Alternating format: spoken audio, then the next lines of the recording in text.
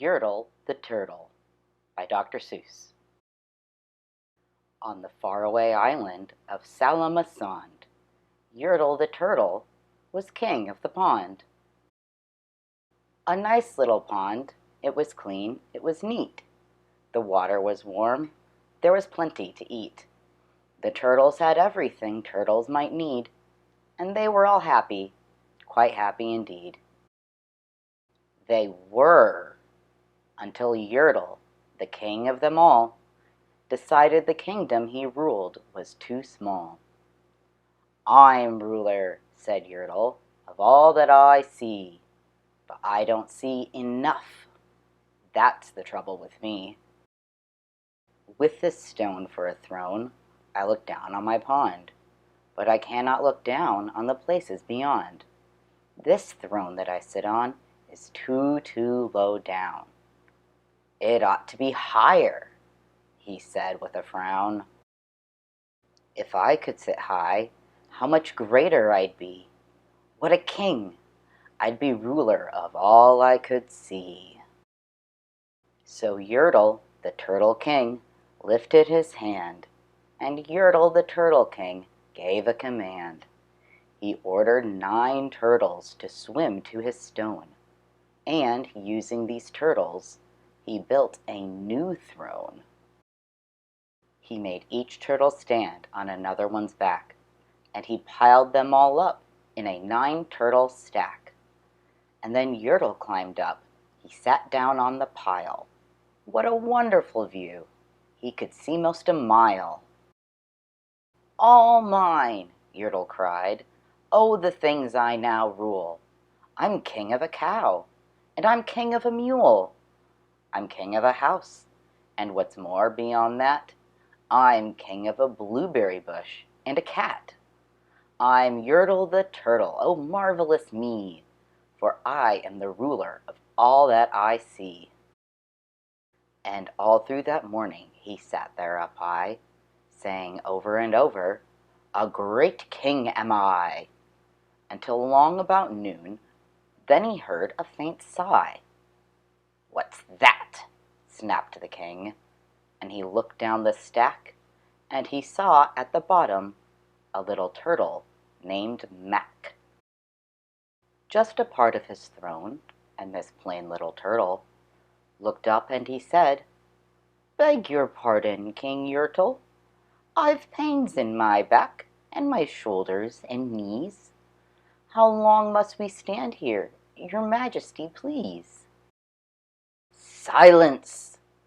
the king of the turtles barked back. "I'm king, and you're only a turtle named Mac. You stay in your place while I sit here and rule. I'm king of a cow, and I'm king of a mule. I'm king of a house, and a bush, and a cat. But that isn't all. I'll do better than that. My throne shall be higher," his royal voice thundered. "So pile up more turtles, I want 'bout 200. Turtles, more turtles," he bellowed and brayed, and the turtles way down in the pond were afraid. They trembled, they shook, but they came, they obeyed. From all over the pond they came swimming by the dozens, whole families of turtles, with uncles and cousins. And all of them stepped on the head of poor Mac. One after another they climbed up the stack. Then Yertle the Turtle was perched up so high he could see 40 miles from his throne in the sky. "Hooray!" shouted Yertle. "I'm king of the trees, I'm king of the birds, and I'm king of the bees. I'm king of the butterflies, king of the air. Ah me, what a throne, what a wonderful chair. I'm Yertle the Turtle, oh marvelous me, for I am the ruler of all that I see." Then again, from below, in the great heavy stack, came a groan from that plain little turtle named Mac. "Your majesty, please, I don't like to complain, but down here below We are feeling great pain. I know up on top you are seeing great sights, but down at the bottom, we too should have rights. We turtles can't stand it. Our shells will all crack. Besides, we need food. We are starving, groaned Mac. You hush up your mouth, howled the great mighty King Yertle. You've no right to talk to the world's highest turtle.